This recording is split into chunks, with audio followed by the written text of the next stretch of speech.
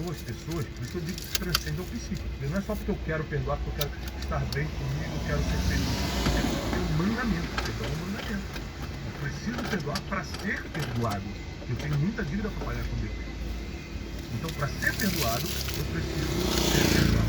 Então, na infância entraram muitos problemas que criam um futuro sem paz. Qual é o contrário de paz? Perturbação. Qual é o contrário de prosperidade? Escassez. Quem é a pessoa que está me escutando agora que quer ser perturbada por falta de ninguém? Então você tem que começar a cumprir princípios e colocar as emoções no lugar para isso acontecer. Princípios apontam para a espiritualidade e emoções apontam para a sua psique. Estou vendo aqui no livro os 10 princípios, né? O primeiro é o princípio da maturidade, a gente falou um pouco disso, quer desenvolver mais. Inteligência emocional pura. Porque é o seguinte, o apóstolo Paulo, eu começo a sair com uma frase do apóstolo Paulo, que ele fala o seguinte: quando eu era menino, eu falava como menino, agia como menino e comportava como menino. Agora que eu sou adulto, eu abandonei as coisas de menino. Escuta só, Deus não tira a imaturidade de você, é você quem abandona. Ah, Deus me ajuda a abandonar essa imaturidade. Não é assim. Existem coisas que Deus não tira de você e tem coisas que Ele não te dá. Por exemplo, coragem. Ah, Deus me dá coragem. É uma coisa que o brasileiro adora pedir para Deus. Deus me dá coragem. Para Josué ele fala assim: ser tu forte e corajoso. Você que tem que tirar coragem. Você não tem livre-arbítrio, né? Se ele tiver coragem. O livre-arbítrio é até discutível. Sério? Eu estou numa fase, cara, numa fase teológica de muito confronto com isso. E, por exemplo, se o livre-arbítrio em sua integralidade for verdade, eu posso decidir a partir de hoje não pecar. Tá, nesse sentido é impossível. Impossível. Então, assim, o que eu acredito é que existem algumas decisões que são livres. Isso é o meu pensamento de hoje. É claro que quando se trata de filosofia, teologia e ciência, a gente tem que estar aberto sempre ao novo. Eu estou aberto ao novo. Claro. Hoje, 2024, eu penso o seguinte, que é um meio a meio. Entre o determinismo, tudo está escrito, e o meu poder de decisão, que é o livre-arbítrio. Existe uma verdade dos dois lados para ser estudada. Eu estou numa fase, sou muito novo ainda, estou numa fase de construção de pensamentos sobre isso, mas o que eu acredito sim é que você tem um poder de decisão em muitas coisas, como por exemplo ter coragem. Entendi, Leandro. Porque o que a gente alterou? A gente alterou aquela caixa de bombeiro, né? Aquela caixa de incêndio que eu conversei com você, que ficou na vaga da Ariadna. A gente teve que tirar a vaga da Ariadna e passar para um outro lugar, né? Ficou na parede contra, para não pegar, para o carro dela não pegar, porque havia vaga. O que a gente mudou também é que tinha uma lâmpada de emergência aqui no segundo andar, que estava na entrada da clínica, e a entrada da clínica não é parede, é um vidro. Não tinha como pregar isso lá no vidro. Então, consequentemente, nós tivemos que colocar uma de ladinho no corredor e uma de ladinho lá no final do corredor, porque tem uma outra viga que atravessa lá, entendeu? São esses pequenos ajustes que tiveram que ser realizados em função da característica do prédio. Pilar, viga, na hora de fazer a obra não teve jeito de executar, entendeu? Isso tem algum custo, Leandro, fazer essa correção no projeto? Tem algum custo? Entendi. Isso está escrito, não sou eu que estou falando. Tá escrito Talvez esse exemplo de pecar pode ser um exemplo de uma coisa impossível de fazer, por exemplo. Extremista, né? Porque eu ia no banheiro ou não. Eu vou ficar uma semana no banheiro, não tem como. É impossível. Não tem a ver com livre-arbítrio, né? Tem a ver com uma coisa impossível. Quando a gente fala do livre-arbítrio... Mas eu tô falando isso porque o Wesley, que ele aqui, que é um neurocientista, ele também acha que o nosso livre-arbítrio é discutível também. Tem muitas reações químicas, tem muita coisa acontecendo no nosso corpo que joga a gente para um lado, né? A gente já tem o nosso viés. A gente já tem uma forma de pensar. Onde você nasce, como você é criado, como seus pais te educaram, a cultura que você está inserido. Hoje em dia, as coisas que você é bombardeado. Você fala, tô com fome. Será que você tá com fome porque você tá com fome? Ou porque você acabou de passar por algum anúncio? Ou você viu alguma coisa no... É a diferença de fome e apetite, né? Fome é o que o teu corpo está precisando, apetite é o que a tua mente está pedindo. Verdade. Então, tipo assim, se você tá com fome de um lanche, não é fome de verdade. É apetite. Coisa específica, né? É específico. Se botou um brócolis com alface pra comer, você não quis comer, então você não tá com fome. Você tá com falta de apetite. Você não tá com vontade de comer aquilo. Mas eu te interrompi, você ia falar alguma coisa sobre... Não. O que eu ia falar de maturidade é que o apóstolo Paulo ele diz que nós temos que tomar a decisão, e aí sim eu acredito nesse poder da escolha, de abandonar as coisas de menino. Então, por exemplo, eu ficar chateado contigo e virar a cara pra você é coisa de menino. Ontem eu fiquei chateado numa situação um pouco antes de entrar no programa, fiquei chateado numa situação, mas resolvi ali mesmo. Tá. E falei com a pessoa, cara, a gente precisa resolver porque eu tô chateado. Ó, foi assim, eu acho que tem que falar diferente comigo. Tem que falar. E resolve porque eu não sou mais menino, não vou ficar virando a cara pra você e fingir que agora o Vilela não existe. Eu vou resolver contigo. Agora, se você decidiu não ter mais nenhum tipo de contato comigo. Aí fala, não quero papo. Não quero. Eu vou te Você respeitar, tentar, mas eu fiz minha parte. Entendi. Minha parte foi, Vilela, não gostei do que você falou, o jeito que você falou e tudo. Ou seja, ter inteligência emocional, ter emoções inteligentes, cumprir princípios, não é ser santinho. E agir sempre certinho, segundo uma cartilha espiritual ou psíquica que você tem, não. É você ter capacidade, inclusive, de se arrepender quando errar. É? Isso é ter emoções no lugar e isso é ser uma pessoa espiritualizada. Vilela, inclusive, me desculpe que da mesma forma que eu estou pedindo para você falar diferente comigo, eu falei alto contigo e eu errei. Então você me perdoa aí, irmão. Então quando eu consigo também pedir perdão, é porque a gente adora cobrar o perdão dos outros. Mas quando eu consigo pedir perdão, aí, irmão, eu estou mostrando que eu estou amadurecendo. Quando eu consigo me colocar no lugar das pessoas... E quando é verdadeiro, né? É, o Vilela... Porque tem muita gente que pede perdão, mas não é verdadeiro também. É só para politicamente estar bem. Exatamente. Mas aí tem a ver com a sua decisão interior. Você, por dentro, nunca vai estar bem se não for verdadeiro. Então, amadurecer é um princípio milenar, porque muitas pessoas tomam decisões imaturas, apressadas, fora de tempo, porque foram infantis. Então, o princípio da maturidade é milenar, te faz viver melhor, te faz prosperar financeiramente. Ah, é? Opa! Olha só, porque a gente fala assim, o rico não gosta de dar dinheiro. Mas não é isso, é porque ele já amadureceu financeiramente. Ele sabe que se ele te emprestar esse dinheiro, você não vai pagar. Outras pessoas aqui emprestaram dinheiro, estão até hoje tentando reaver. Aí perdeu a amizade do primo, perdeu a amizade do amigo, perdeu tudo e não conseguiu o dinheiro de volta. Nossa, o que eu fiz? O rico já aprendeu isso. Então não é que ele... tem mesquinho também? Tem. Mas eu não estou falando do mesquinho, eu estou falando do cara que não emprestou porque ele já é maduro o suficiente para saber, senão o cara não vai pagar. É melhor perder a amizade dele agora do que perder a amizade depois e o dinheiro ainda. Porque ele já tem experiência naquela área financeira, por isso ele está com dinheiro. É provavelmente por isso que ele exige emoções inteligentes e exige cumprimento de princípios. E um dos princípios que o apóstolo Paulo nos ensina é que você tem que abandonar as coisas inúteis. Então, tudo que é infantil, emocionalmente falando, não falo mais contigo. Sim, também bloqueio. Por quê? Então, não é uma pessoa que eu tive uma discussão, é uma pessoa que eu nem conheço, né? Você que eu conheço, que a gente pode resolver aqui. E entra lá falando uma besteira que eu nunca vi, da onde tirou. Vai perder tempo. Nem eu que vejo, a minha equipe que vê já separa a pessoa. A pessoa não nem pode... é foto dele, às vezes, né? Um perfil. A maioria. A maioria não tem coragem de mostrar quem é de verdade. Mas você está falando muita coisa para homem, né? E a maturidade para mulher? A mulher... Além das coisas... A mulher tem uma vantagem. Ela cresce mais cedo. Ela tem uma maturidade natural. Eu tenho 4 filhos, 2 meninos e 2 meninas. Não tem nem como comparar minhas meninas em termos de maturidade. É incrível, né? Como mulher só amadurece muito mais muito rápido. É um instinto de proteção que ela tem, de responsabilidade, de cuidado. A mulher, ela consegue demonstrar. Hoje, se os casamentos sobrevivem, se as famílias estão de pé ainda, é muito mais das mulheres. As mulheres têm a capacidade de ressignificar coisas, de deixar pra lá, de dar mais uma chance, vamos começar. Os homens não têm isso, não. A mulher consegue passar por cima de problema muito mais fácil. Muito, de deixar pra lá. É da natureza. A sabedoria, Provérbios 31 diz que a mulher sábia, né? Acordava cedo, dava ordens aos empregados, ou seja, não está falando nem de uma dona de casa, está falando de uma mulher empreendedora em Provérbios 31. Porque a sabedoria estava com ela. Então, eu acredito muito que Deus deu um 6º sentido, por assim dizer, né, para a mulher, que é essa capacidade de percepção. Você pode ver que a maioria, você é casado, né? Sim. A maioria das vezes que a nossa mulher fala assim, não faz, se você fizer, vai dar errado, cara. Coisa de mãe também, né? É coisa de mulher. É coisa de mulher. Fala, não, a mulher fala assim, olha, Thiago, não gostei desse cara. Que isso, você não conhece, tá julgando. Thiago, não sei porquê, não bati com ele. É o cara que vai te esfaquear pelas costas depois. A mulher fala, te falei, pô, te avisei 6 meses atrás que eu não gostava dele. Então a gente tem que aprender a escutar as mulheres da nossa vida, mães, esposas, né? A gente tem que aprender a escutar as mulheres da nossa vida. Eu sempre falo isso, você que está começando um negócio agora, na sua equipe principal de gestão, coloque pelo menos uma mulher. Por causa da capacidade sensitiva que a mulher tem. Verdade. De perceber coisas. Até no próprio arrumação do dinheiro. Você que está com um homem, nunca vai perceber que isso aqui está você fora do lugar, entendeu? A mulher já percebe, já coloca tudo no lugar. Então, a mulher tem essa capacidade madura de pensar, sensitiva, ela pensa diferente, ela sente diferente, e eu acredito também que ela tem uma capacidade espiritual diferente.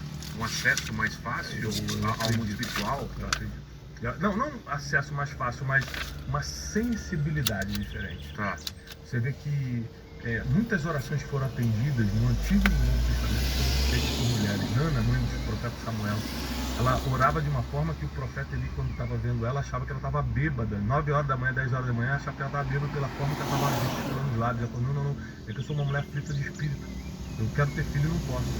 E aí ele sobre ela. Então, daqui a um ano você vai voltar aqui e vai com filho.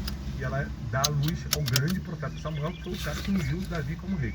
Então, grandes orações foram de impossíveis, foram atendidos por Deus pela boca de uma mulher.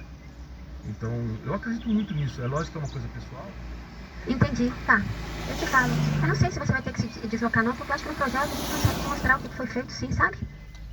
Mas como eu te falei, foi só essas correções mesmo. Eu vou ver direitinho, estamos finalizando aqui, e aí eu te passo, tá bom? Obrigada. Claro, é uma crença pessoalmente, mas eu acredito que nós temos que dar mais atenção às mulheres da nossa vida. Isso lembrando que se a gente superar os traumas do passado, que é possível com terapia e com espiritualidade, você vai precisar de Deus para superar isso, tá? Não só de terapia, você vai precisar de algo maior. Se a gente aprender para onde a gente quer ir, sobre criação de futuro que você está falando, que é propósito, assim, isso é muito importante. Primeiro, olha só, eu já tive depressão 2 vezes. Quando eu digo depressão clínica, não estou falando tristezinha. É um monte de gente que já me ajuda a ter depressão. Porque queria, se você tivesse depressão mesmo, você não estava me escrevendo assim, você está me escrevendo aqui. Entendeu? Estou em depressão, mas também me ajuda com o Pix, que eu já saio dessa depressão, sabe? Não é só. Eu tive depressão dava 6 horas da tarde, eu achava que ia morrer, deixava carta de despedida pra mim. Eu tava recém-casado, pô. Achava que ia morrer, era uma coisa assim, louca. Dava ataque de pânico, meu coração disparava, eu achava que estava tendo um ataque do coração, eu ia pro médico, não era nada. Só que isso no meio da rua, eu caía no chão, gritava. Eu passei por isso. Então eu conheci muitas mazelas humanas, espiritualmente falando, que eu já passei por becos espirituais terríveis, e emocionalmente falando, hoje eu posso te ensinar não só pelo que eu sei da teologia, que não existe expert em teologia, ninguém vai ser experto em Deus, ninguém vai ser especialista em Deus, mas o pouco que a gente consegue entender pelo que ele deixou escrito, e pelo pouco que eu estudei de vida emocional, fui orientado pelo grande Dr. Augusto Cury, que é o psiquiatra mais lido do mundo, e quem prefaciou meu livro Princípios Milenares. Então foi meu tutor de tese de mestrado, na faculdade lá nos Estados Unidos. E fala pra ele vir aqui, estamos tentando trazer ele. Vamos. Fala com ele. Com certeza ele vem. Poxa, que legal. Então assim, se você não souber para onde está indo, a depressão, o pânico, a ansiedade te pega muito mais rápido. Porque é justamente a incerteza de futuro que cria esse abalo sísmico emocional. Você fala, caramba, sei bem o que é isso. Essa instabilidade, né? O que eu tô fazendo? Pô, já aconteceu tudo de ruim comigo no passado, ainda tem um futuro para enfrentar. Você acaba sendo levado meio à deriva, você vai indo para cá, para lá, isso te dá mais desespero, né? Meus seguidores eu chamo de alunos, né? Porque eu me posiciono como professor de vida para eles. Esses dias eu subi uma foto que eu fiz com um livro novo, estava assim com a mão como se estivesse orando, rezando. E eu falo, se você pudesse pedir só uma coisa para Deus, o que você pediria? Rapaz, e aí, o que deu? O que teve de gente no privado, porque muita gente não tem coragem de colocar em público, vai no privado. Claro. Mas também em público falando assim, eu pediria para ele me levar hoje. Eu tô falando de gente que está sendo instruída por mim, já é meu aluno no Café com Destino, que é meu programa matinal, que já é leitor dos meus livros. Você imagina como as pessoas que não estão recebendo nenhuma instrução, estão sem guia espiritual, para guiá-los emocionalmente, espiritualmente. Então, o mundo está em sofrimento, cara. O sofrimento do mundo hoje é emocional. A internet facilitou muito a nossa vida, mas piorou muito o nosso estado emocional. A comparação está destruindo as pessoas. Comparação na internet. Ele tem mais seguidor, ele é mais bonito, ele comprou esse carro, ele está viajando de novo. A comparação é a destruição de pessoas em câmera lenta. Você está se destruindo em câmera lenta sem perceber. Quando você se compara, a internet traz essa possibilidade. Então, eu percebo que as pessoas estão adoecendo rápida, coletivamente, todo mundo não percebe e não cria nenhum antídoto contra isso. Então tem os problemas do teu passado que você resolver, as traições, os abandonos, as decepções, as frustrações que você teve, tem as incertezas do presente e tem a falta de planejamento do futuro. Como é que você não vai ser um alvo fácil para depressão? Como é que a ansiedade não vai tomar conta da tua mente? É claro que vai. Então nós precisamos tomar decisões, cara. A primeira está aqui no livro, você precisa amadurecer. E a verdade? O princípio da verdade é... O que é a verdade? A verdade é você ser de verdade. O que é ser de verdade? Às vezes eu estou jantando ou almoçando com uma pessoa que não me conhecia pessoalmente, por acaso nos conhecemos no restaurante, ou era uma reunião, por primeira vez a gente estava se conhecendo, a pessoa fala assim, caramba, Thiago, eu estou almoçando contigo, parece que eu estou num podcast com você. Porque eu falando no almoço, eu estaria falando a mesma coisa que eu tô falando. Entendi. Não é outra pessoa. A pessoa acha que é um personagem. A pessoa acha que, tipo assim... Você liga um modo... Opa, vou entrar em podcast, virei o Thiago Brunet professor. Não, eu sou assim. Ontem à noite eu fiz uma reunião com meus filhos em casa, né? Meus 4. E aí comecei a falar coisas, ó, você tem que melhorar nisso, cuidado com aquilo, né? Aí minha filha mais velha, pai, você tá parecendo que tá dando uma aula do café com destino. Mas é porque eu sou assim. Exato. Eu não finjo ser assim. E aí eu criei a teoria... uma teoria de que as pessoas elas fingem ser alguma coisa para poder ter resultado. Só que o trabalho que você tem de fingir é um trabalho de ser. Eu acho que até é maior, cara. Você fingir dá um... É um trabalho de ser. Deixa eu até ler aqui um pouco. Porque o trabalho de fingir, você tem que abafar o teu verdadeiro eu e fingir ser outra pessoa. E lembrar toda hora que você não é. Teoria do disfarce. Toda inteligência dela, geralmente quem consegue se disfarçar é a mentalidade 4. Aquele cara aí, você pega os caras que deram golpes, né, o golpe do Tinder, o cara do Tinder lá, esqueci o nome. Sei, trouxemos aqui o Marcelo Vip, né, que é aquele cara que é o maior golpista, que o cara se passou pelo filho do dono da Gol. Você vê esses caras, eles são mentalidade 4, eles têm meio de destino, irmão. O cara cria história. Ele fica calmo. Cara, você é mentiroso. Ele, não, rapaz, você que ele não deu direito e tal. Ele não trabalha. E ele monta um disfarce para poder ter resultados que ele poderia ter se ele usasse essa mesma capacidade para ser de verdade. Talvez demoraria muito mais, mas... Mas por que as pessoas não descobrem quem são? Porque elas não investem tempo para descobrir o propósito de vida delas. Eu descobri, cara, que eu sou um mensageiro de boas notícias e um treinador de pessoas. Ponto. Thiago, você poderia ser bem apresentador de TV. Puxa, podia, mas não é meu... Thiago, você podia ser artista de não sei o que. Podia, mas não é... Jogador de futebol. Podia ser tanta coisa que eu faço bem. Eu adoro cozinhar, adoro. Eu poderia ser chefe. Mas o meu chamado, o meu propósito de vida é anunciar as boas notícias. Eu faço isso pregando a palavra. Não sei se eu te interrompo o pensamento, mas... como você descobre qual é o teu chamado, qual é o teu propósito? É quando você se sente bem, não é só isso? Não, é um processo. Mas eu tenho 4 perguntas principais para fazer para uma pessoa que quer descobrir o seu chamado. Primeiro, o que você faz bem, naturalmente falando? É uma habilidade natural que poucas pessoas fazem. Por exemplo, uma pessoa... Tem gente que entra num conservatório de música, ela fica 5 anos estudando e não toca. E tem gente que nunca estudou um dó e toca tudo quanto é música de ouvido. Exato. Cara, o cara tem um dom, o cara não percebeu isso. Naturalmente ele é um fenômeno. É uma coisa que tá, né? Todo mundo nasce com uma habilidade natural que precisa ser descoberta. Por exemplo, no meu caso, eu nunca fiz escola de oratória, eu nunca tive vergonha de falar em público. Com 5 anos de idade eu lembro do meu pai era pastor de igreja, além de ser militar, aos finais de semana ele pastoreava, ele me colocava com 5 anos de idade para recitar a Bíblia, eu não sabia ler direito, então eu gravava os salmos, eu decorava para falar. Então, eu nunca tive problema em falar em público. Então, eu percebi o seguinte, com certeza meu futuro está ligado a falar em público. Eu não sei exatamente o que é, eu não tinha essa clareza, mas era uma habilidade natural que eu tinha. Falar em público é o segundo maior medo da humanidade depois do medo da morte. E eu não tenho esse medo, eu tenho uma coisa que eu não sabia. Então, primeiro, qual é a habilidade que você tem natural que você faz? Você faz bem, não precisa nem estudar para isso. Segundo, todo mundo está precisando. O que adianta eu ter uma habilidade?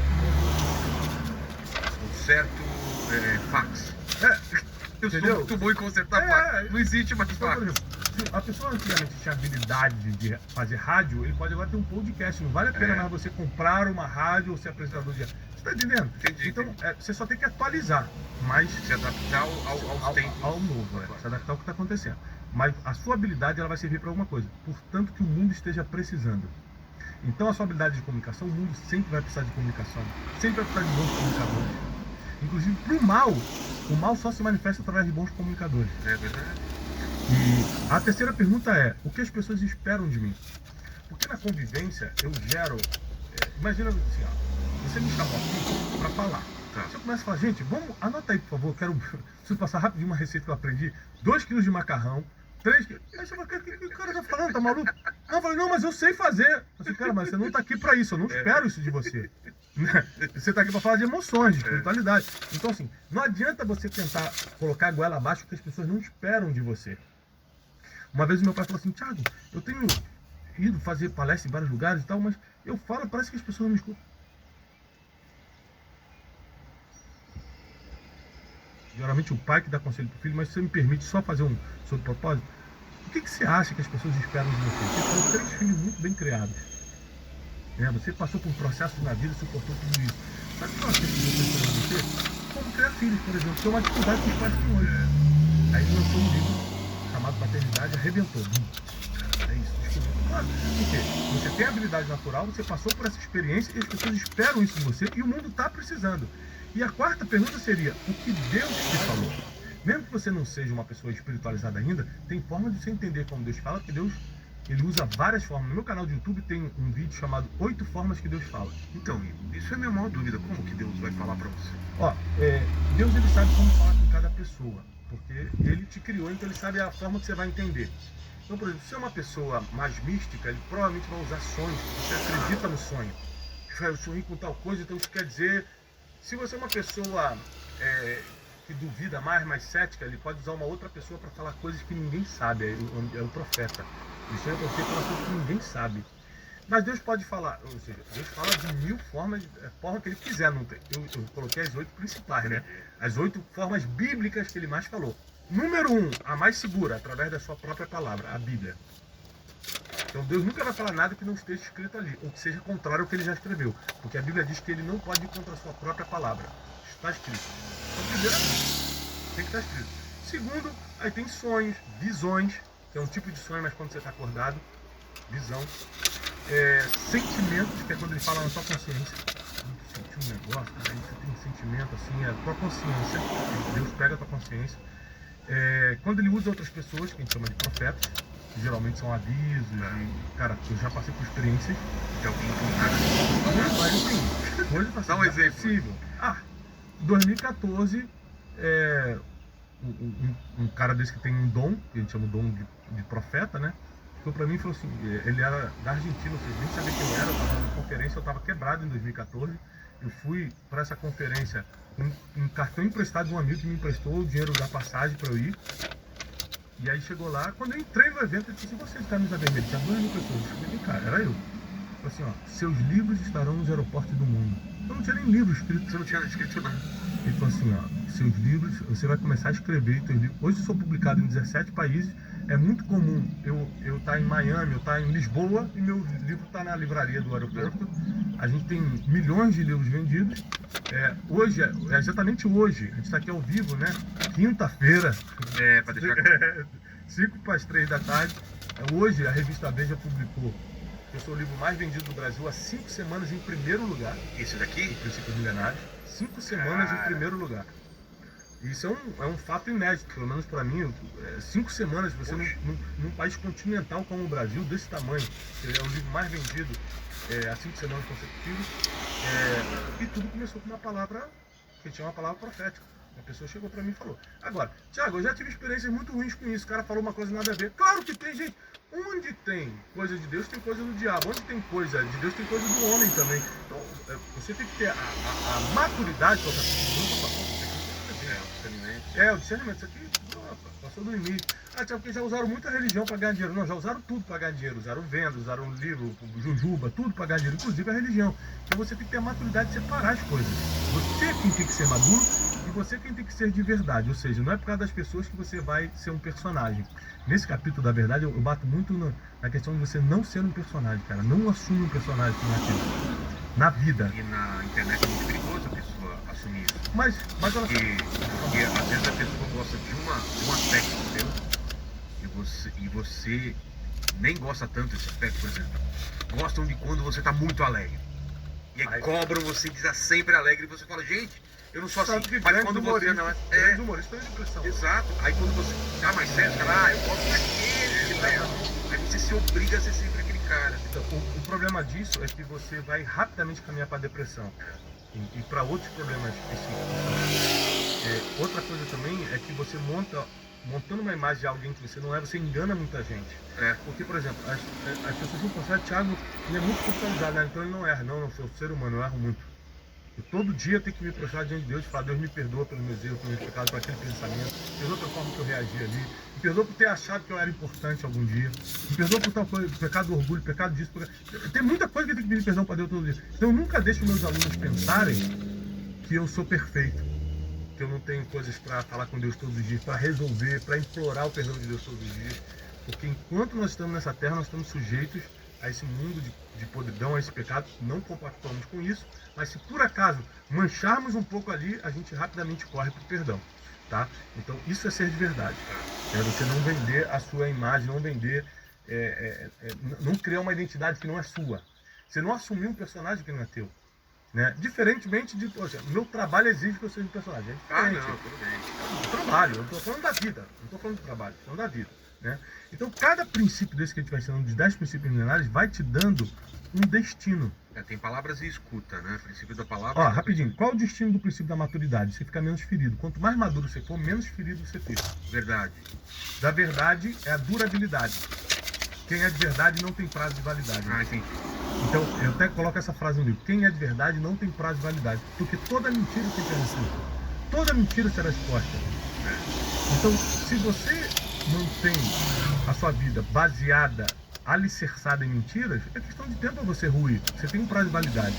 Tem uma frase que eu gosto muito, que eu uso muito nas minhas palestras de espiritualidade, é que tudo que você revela, desencobre para Deus, Ele esconde para você.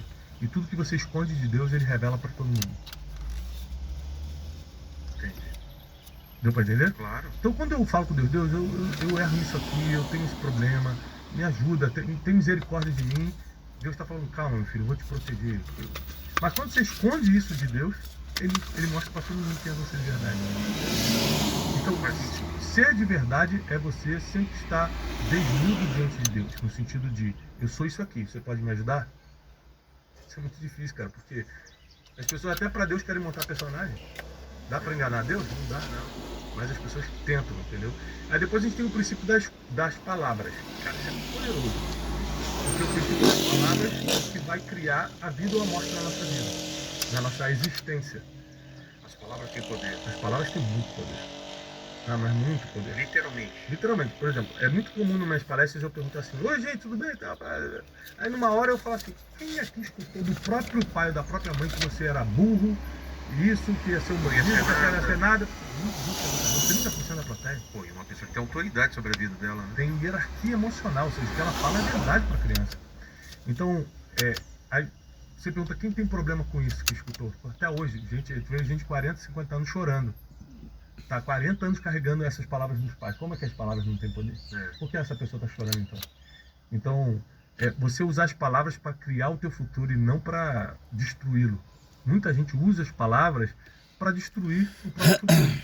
Então eu acho muito importante que a gente estude. O que eu estou falando aqui pode parecer complicado para alguns, mas escuta o que eu estou te falando.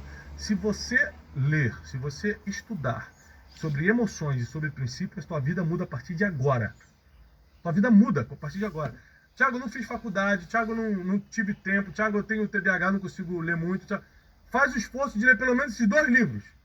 Que, aliás, a leitura é a única coisa que pode mudar, o custo-benefício de mudança de vida é tremendo.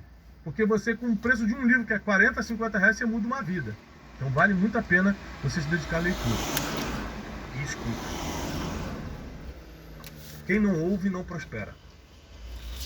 A gente tá com muito problema no mundo de hoje, porque ninguém escuta. Ninguém quer escutar ninguém. Eu quero já falar antes de você falar.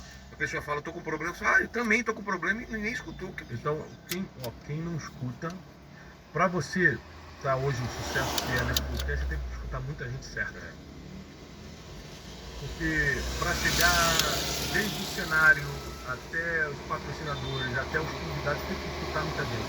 Quem não escuta não prospera.